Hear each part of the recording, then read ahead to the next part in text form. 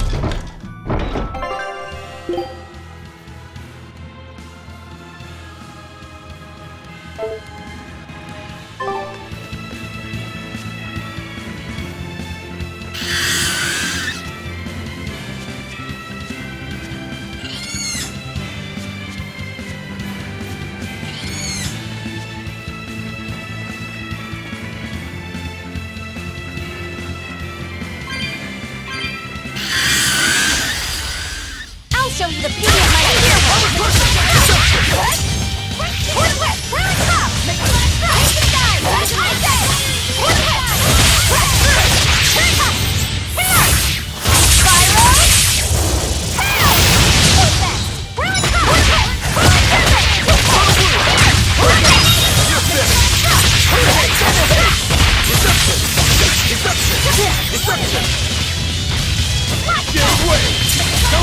Double haze!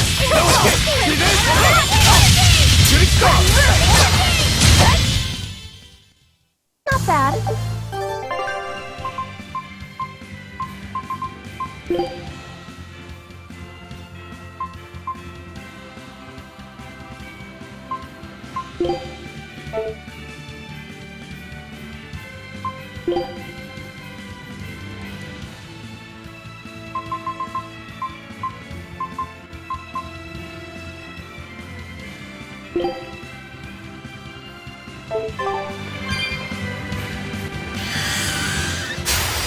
I'll finish this quickly.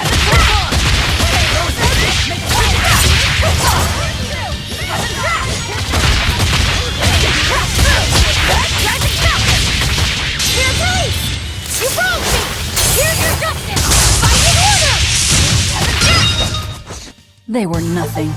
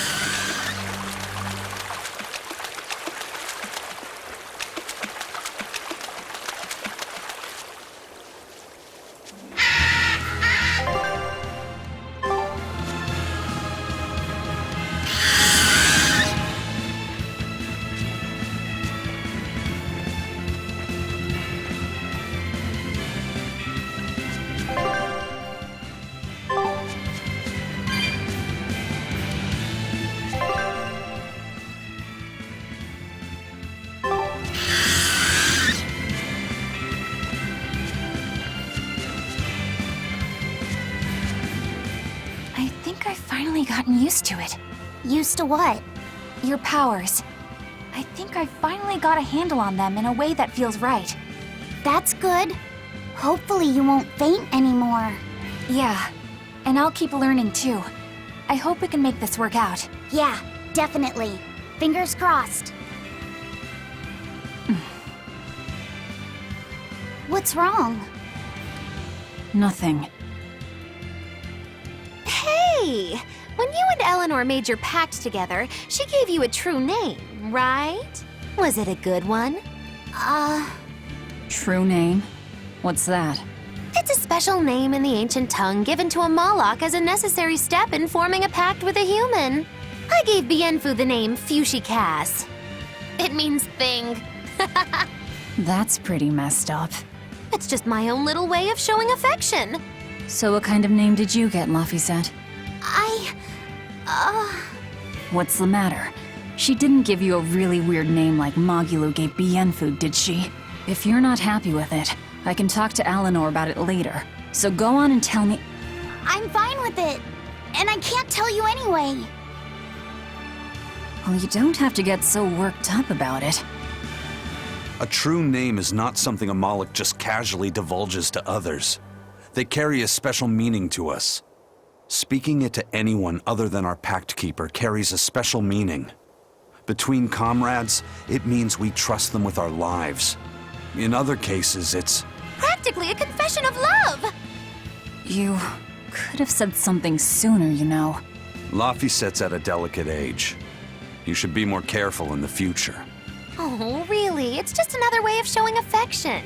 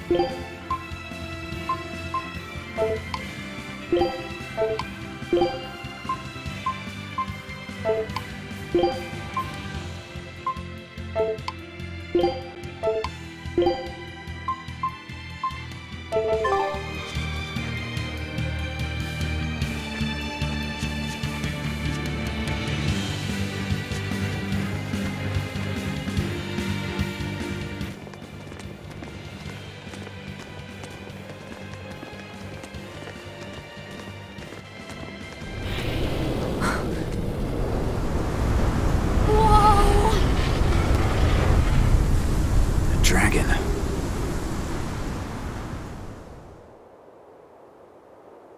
That's gotta be the demon Tabitha wanted us to know about. It's flying free, but could it still be a Therian? I just felt an Earth Pulse point. It's that way, somewhere near the top of that mountain. Let's check it out.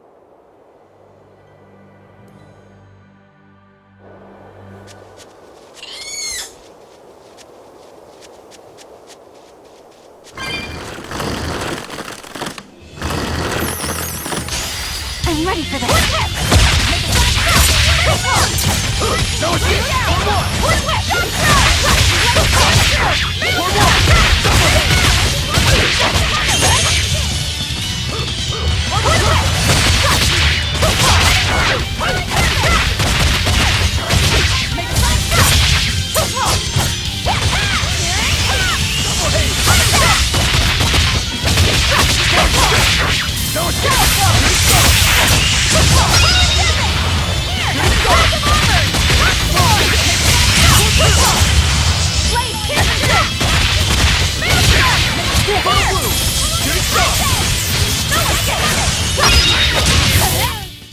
You won't get any pity or compassion from me.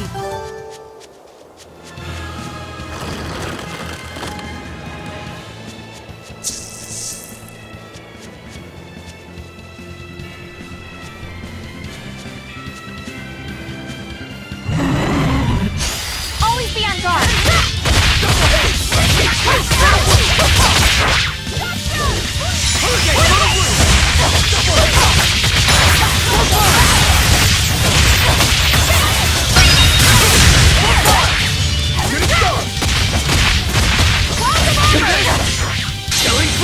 When I'm this close, I want this! Form Zero!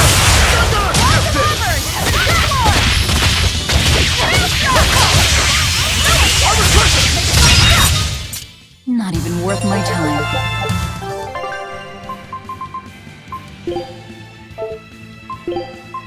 Fun.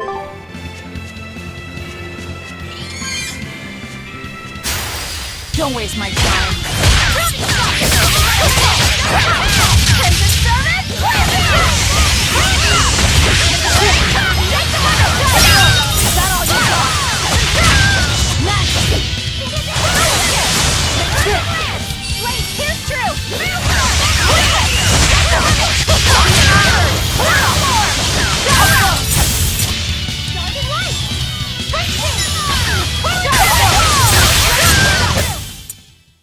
That's the end for you! What an easy victory. I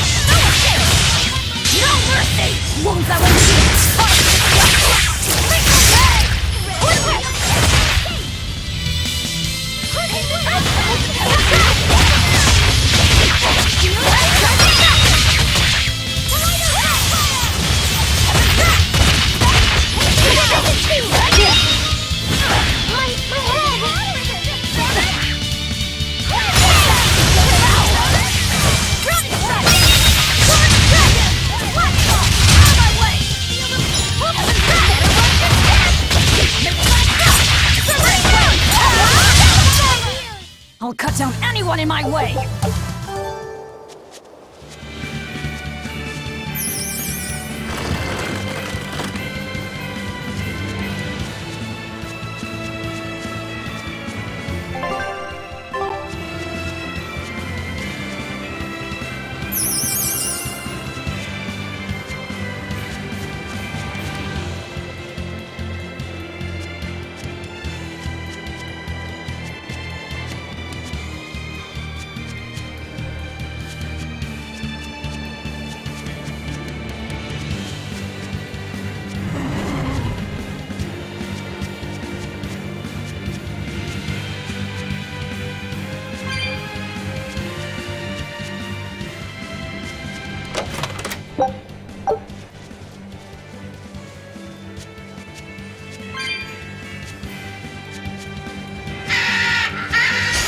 I don't think we have a chance!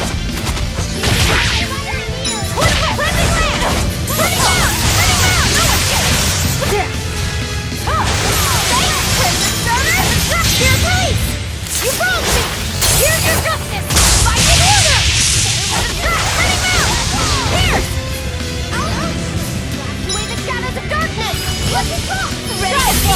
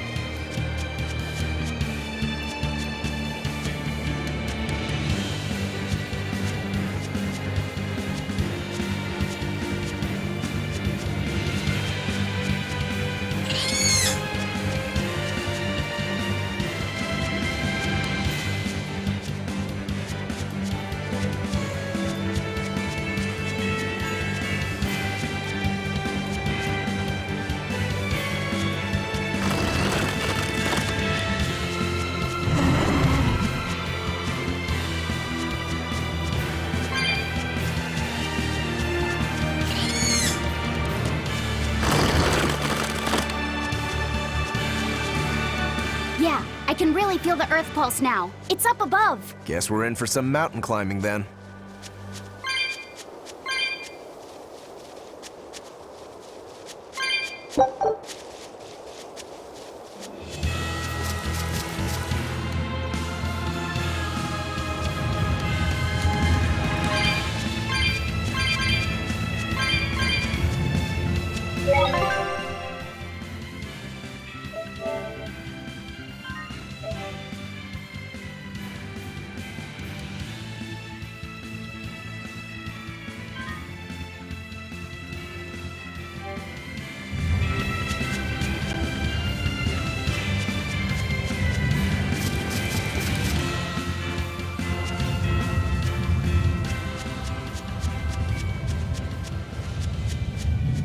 Here! This is the Earth pulse point I've been feeling. No Therian and no barrier. I must have gotten it wrong again. I wouldn't be so sure of that. That dragon could well have broken its barrier. Or it might have been too powerful for the Abbey to subdue. You could be right. After all, dragons make for the strongest demons. The problem is, we don't know if it's a Therian or not. Yeah. Let's stick with the plan and head to Stonebury to gather more information. Am I the only one here who thinks the real problem is how we're supposed to fight a frickin' dragon?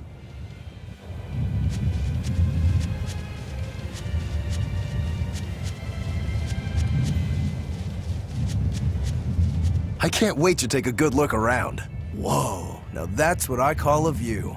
I agree that it's beautiful, but don't leap about so much. You'll fall. I can sense many Earth pulses under this place. I figured you'd notice that. An intricate web of earth pulses crisscrosses the land under the Aldina Plains. Mountains like these would normally take tens of thousands of years to form, but these popped up in about a millennia. So the Earth pulses have affected the land? Exactly. Long ago, people wielded arts that allowed them to manipulate the earth pulses and control the very land itself. How could arts like that exist? Perhaps they pushed against key points on the Earth pulses? Like how acupressure can improve a person's blood flow. That's a rather forced comparison, but you may be right. Either way, those arts have been lost for eons. I'm impressed, Eisen. You know a lot about everything. Not at all. There's so much I don't know. For example, the name of these flowers. That's why I travel. To learn. Aldina alabaster grass. That's the name of this flower? Yes. A long time ago, my brother showed me a picture of it in one of his books. They're fragile flowers. They die quickly on their own, but if enough of them gather together, they can survive. Fields of them form beautiful white carpets of flowers. In some cultures, they symbolize kinship, the bonds between people. Kinship. Huh. I'll remember that. You and your brother taught me something new today. I'll never forget either.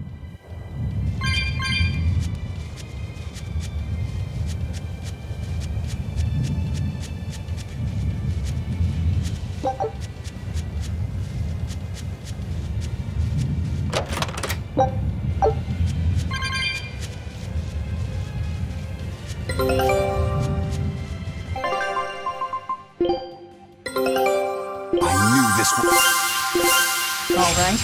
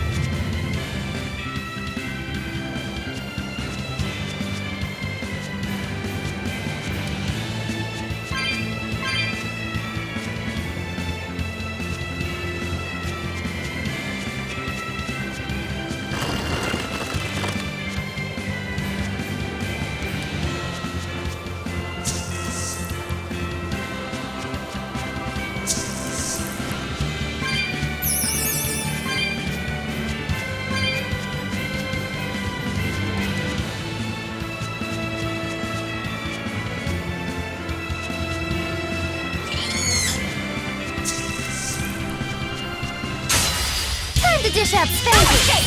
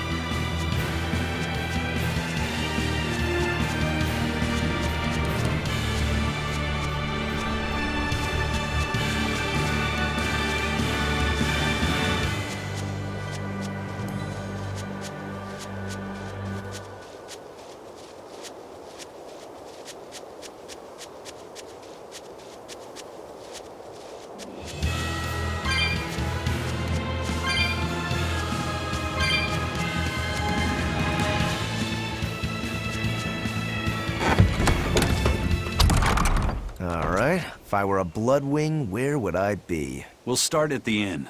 It only makes sense.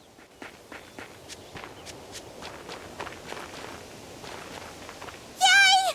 I found so many blueberries! What are you gonna do with all those? Make jam? I'm going to feed them to my chickens. That way they'll lay eggs with purple yolks. What? You know that won't work, right? It sure will. The color of yolks change depending on what a hen eats. My grandma taught me that. Actually, we always feed our chickens corn. Is that why their yolks are yellow? What are you gonna do with purple eggs anyway? Tourists are coming from the capital again, right? I bet they've never seen purple eggs, so I figure I could sell them for a lot. Maybe I can even make our village famous! You've thought this out. But will they really sell? You know what they'd make, right? Purple fried eggs, purple omelets, purple egg fried rice. Hey, would you want to eat a purple omelet? Strange things sell, right? You don't have to be so mean just 'cause you can't think of a better idea. Oh, sorry. Here, let me help you. Fine. Go catch a whole barrel full of jewel beetles. If we feed them to my chickens, we'll get eggs with yolks like shining jewels. I really wouldn't want to be your chickens, but... okay. What a carefree village. But you know, this is what really makes humanity amazing to me. Attempting the impossible.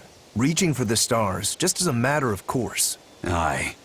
Though we may stumble countless times on our way, we can achieve anything we put our minds to. Attempting the impossible, huh? That's all well and good, but there are some lines that should never be crossed. Purple eggs. Blech. Raspberries, strawberries, blueberries, they all grow in abundance around Stonebury. We even have a fairy tale about it. One day the ground was covered with so many fallen berries, they all became stones. Stoneberries. Is that how the town got its name? The spelling has changed some, but yes, berries are an important part of this village. We harvest local berries to make jams, pastries, gels, and all sorts of sweets. Berry-flavored gels! I've never had one. We've exported our jam and fruit for a while now, but our raspberry gels are still being perfected. Aw, rats. Are the vegetables growing in that field special too? I don't think I've ever seen anything like them before. You've got sharp eyes. But that's right. They're a rare species of wild potato. They're red and they're called radish bells. We discovered them in the mountains nearby. Sadly, the potatoes are actually highly poisonous. Really? They look so good. They do. But the skin and the sprouts are toxic. If you aren't careful when removing them, it's Poisonville for you. Deadly poison aside, they're sweet, fluffy, and go great with butter. And when they're fried nice and crispy, they're the best. So just skin them and sell them. What's the problem? Yes, we've thought of that, but the way they are now, you have to peel off quite a bit before you get to the edible part. Peel one as big as your fist, and all you get for your trouble is a bit of meat the size of an egg yolk. That's why we're selectively breeding them. One day, they'll have only a thin layer of poisonous skin. Why not breed them to get rid of the poison altogether? With no poison, bugs will eat them, and they'll be more vulnerable to cold and heat. With potatoes, as with people, getting rid of everything harmful isn't always for the best.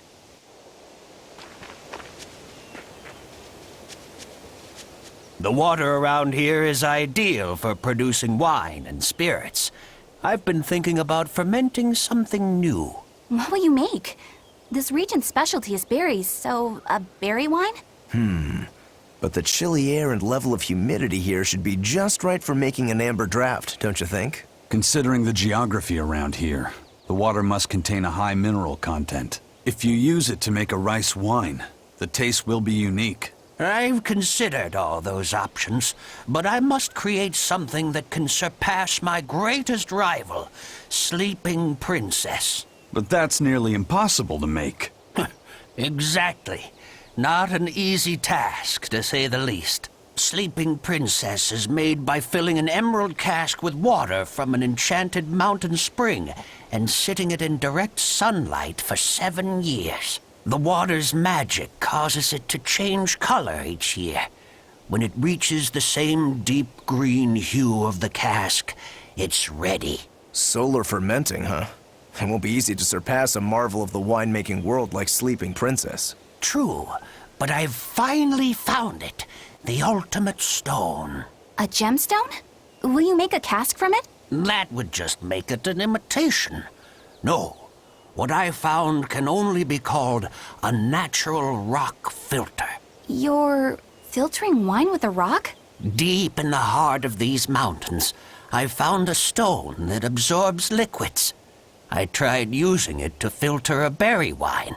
The taste of it was unbelievably crisp and bright. It preserved the luscious richness of the berries while adding a clarity that left me breathless. I call it Pure Land wine. There is no better. May I have a taste? My apologies, but it took me 10 years to make a single thimbleful. I drank that thimbleful for my tasting. It'll be about 50 years before I can make a decent batch. I doubt I'll see a full bottle in my lifetime. 50 years, huh?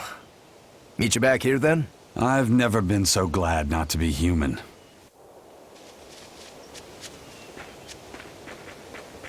Go on, take a good look.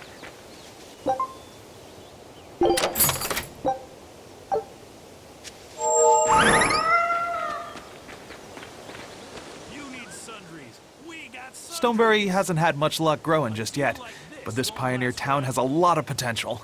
Trees grow well here, and the lumber is of great quality. Oh, we're also close to the quarries, so stone isn't a problem. As long as the demons are contained, this country will rebuild.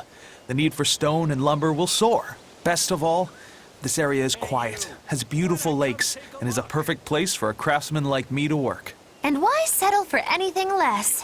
I do feel that you might be a bit short-handed here. It's hard to build without manpower. You're right. We need something to attract new settlers. Maybe some sort of specialty item? Is there any fruit or vegetable that can only be found around here?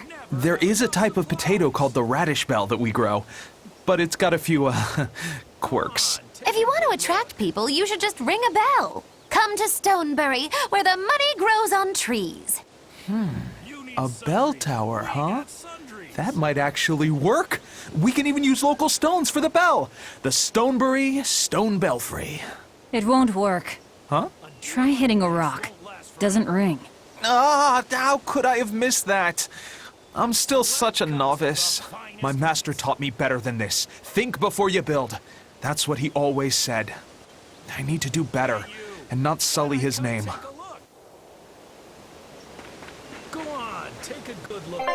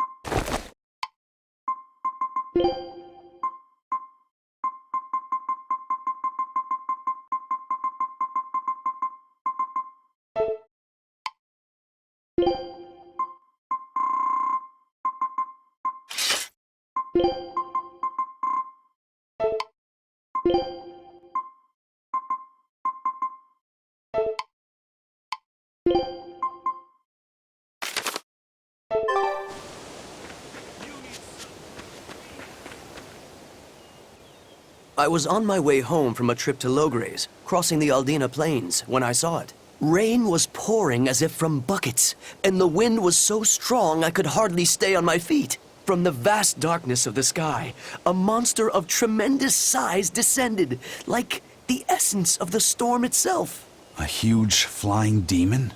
At that moment, a group of exorcists leapt out from their hiding spots and began to battle the demon beast. But it met their swords with its fearsome horns, and a swipe of its tail threw the noble exorcist's back. Horns? And a tail? Where did the demon go? I couldn't tell you. I was so frightened, I ran away and never looked back. I hope the Abbey can get rid of it, but the beast took out 3 exorcists with a single blow. Come to think of it, another person was there too. He faced the demon and told it to stop. Zavid. If you're going to the Aldina Plains, you'd better be careful.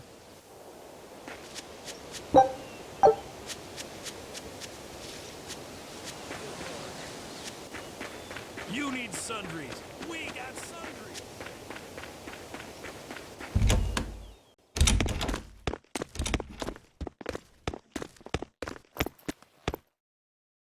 Savid. Well, hello, sailor.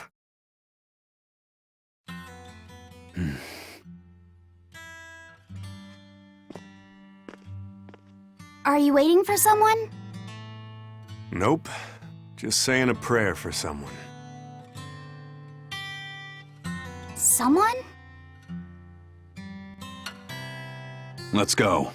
Clearly there aren't any Bloodwings here. You're just going to leave? I'm right here. Everybody has times they need to be alone.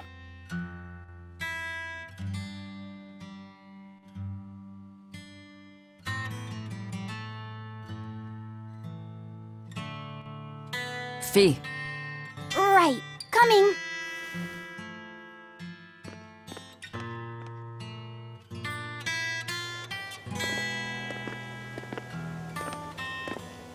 What do you think he was praying about?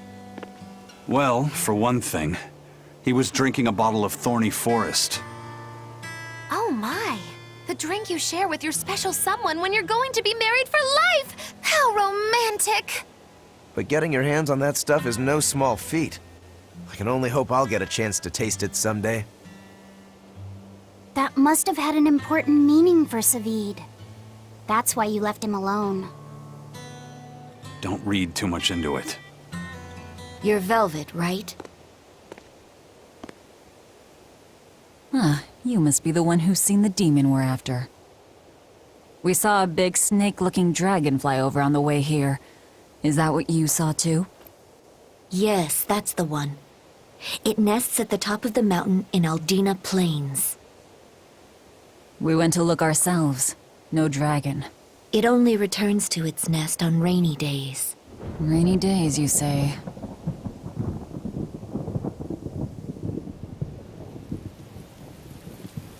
Oh, just look at what you went and made the weather gods do! This doesn't bode well. Not at all! Thanks. We'll give it another shot.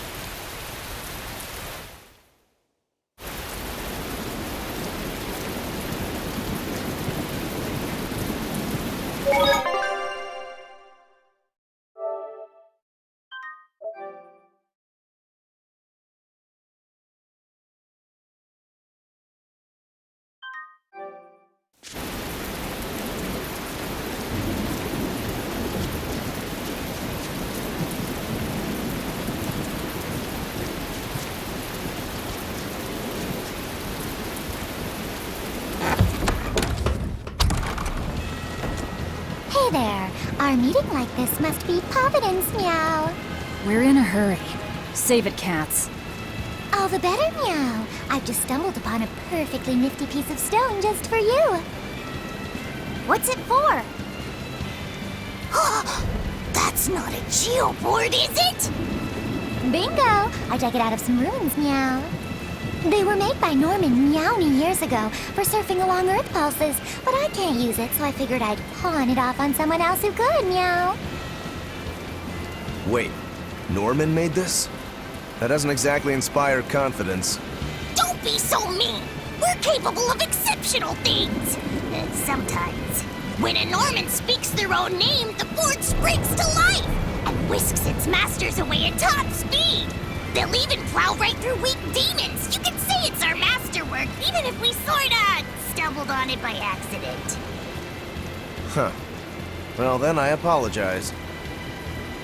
So we can ride this as long as we have Bienfu with us, right? Well, kind of. Do you have to use your true name to activate it? Not my true name, no. My Norman name. Wouldn't that just be Bienfu? No. Norman have a separate name that goes something like Norman so-and-so. It's almost more a title than a name. Often the name has something to do with what they're good at. Something like attack, or chain, or aqua. Right. You could say names like Bienfu and Grimoire are more like stage names.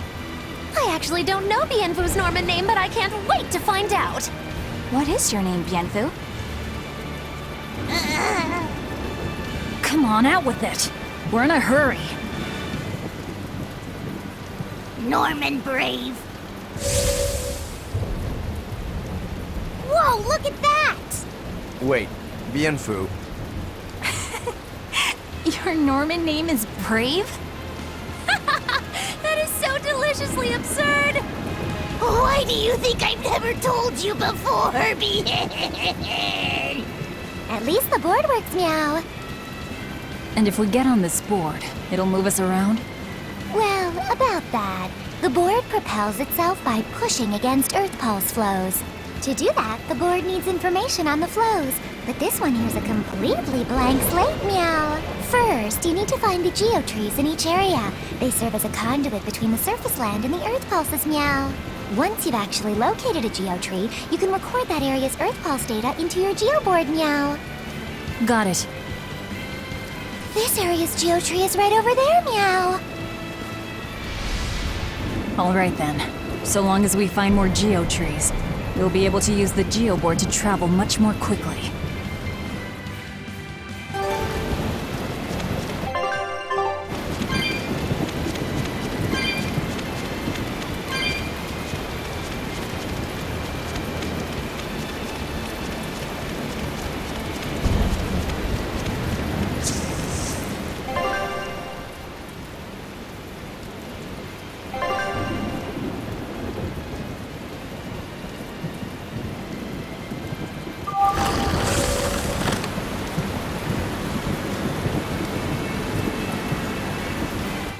Well, that's going to come in handy. Yeah, and it's a lot of fun to ride, too. I could get used to this. I'm so worn out. I feel like I had to sprint the whole way here. Huh. It seems like operating the board saps a lot of energy from Bien Phu. Even still, this board gives us a strategic advantage. Brave here will just have to bear a little exertion now and then. Yeah, Brave. Buck up. I believe in you. Be brave. Ah! Stop calling me that!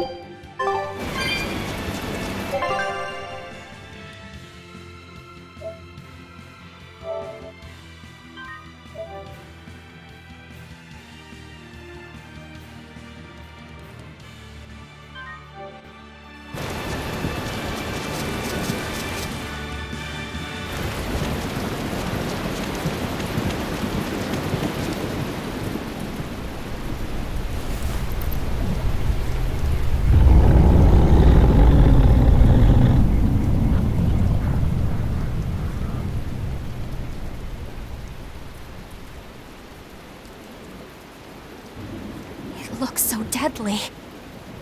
And just check out how much malevolence it's putting out. Which means it's not Etherian. Let's retreat. We've got no reason to pick a fight with something we can't handle. I do. Oh, you're up for it? What? What are you doing? She's right. Fighting this creature is a good way to end up dead. Oh, sorry.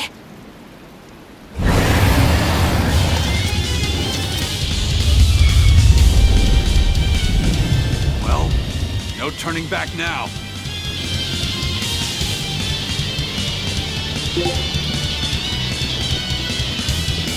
Damn it, this wasn't part of the plan. Yeah, but training like this doesn't come around every day. Be on your guard. One wrong move and you're done for. I know, that's the fun part.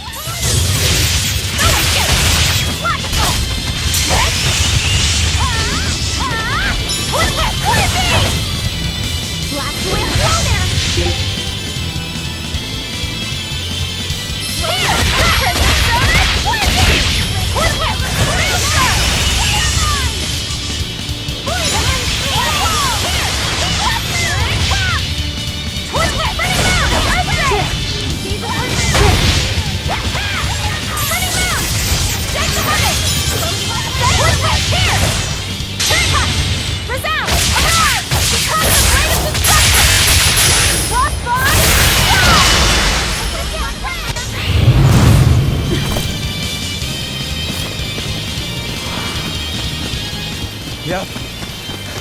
This one definitely puts up a better fight than your average demon. Is there any hope of actually defeating this thing? I'll do whatever it takes. That's my way.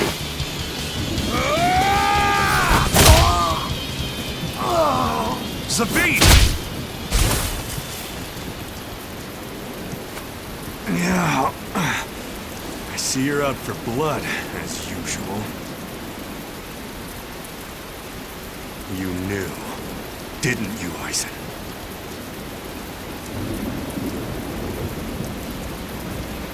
Out of my way.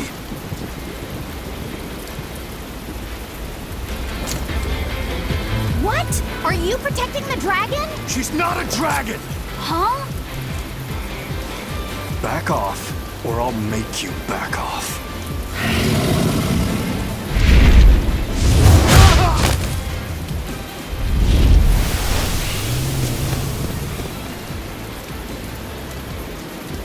Damn! It got away! That hurts, babe. And here we hadn't seen each other in so long.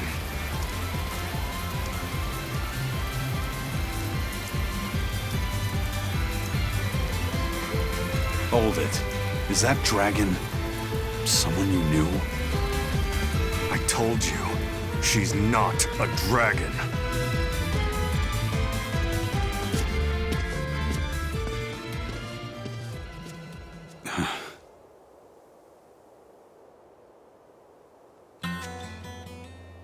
So, it seems old Check Out My Pecs and the dragon have some kind of close ties.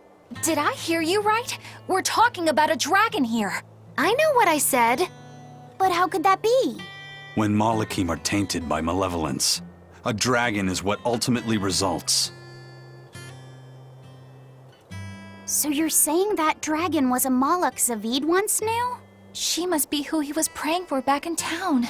Yeah, most likely. But do Malakim put out malevolence like humans do? No, not by themselves they don't. But if one remains in contact with humans or demons who do, it will eventually taint her, and she will become a dragon. What about you, kiddo? You feel anything weird after you got thrown into the Earth Pulse at the Empyrean's throne? I did, yeah. Can't say I'm surprised. The air there was thick with malevolence being sent on its way to Enominat.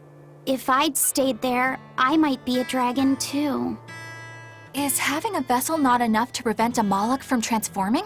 A vessel can reduce the effect, but not eliminate it. By stripping their Malakim of consciousness, the Abbey Exorcists seem to be able to inhibit the transformation. But nothing in this world is guaranteed. Can a dragon ever be changed back into a Malak? Nope. Just like with demons, there's no going back. Do they still hold on to some part of who they were? You saw that dragon. What do you think? Well, that's... But Zavid still won't kill it. Must be his creed at work. Eisen, listen. Whatever business you and Zavid have with that dragon, I don't care. Do what you have to. But I won't tolerate you getting the rest of us involved in it again.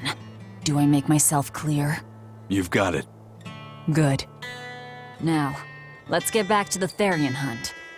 We'll regroup in Titania.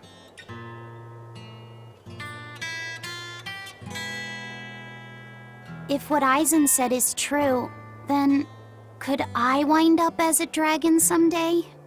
Or Eisen too? I don't know.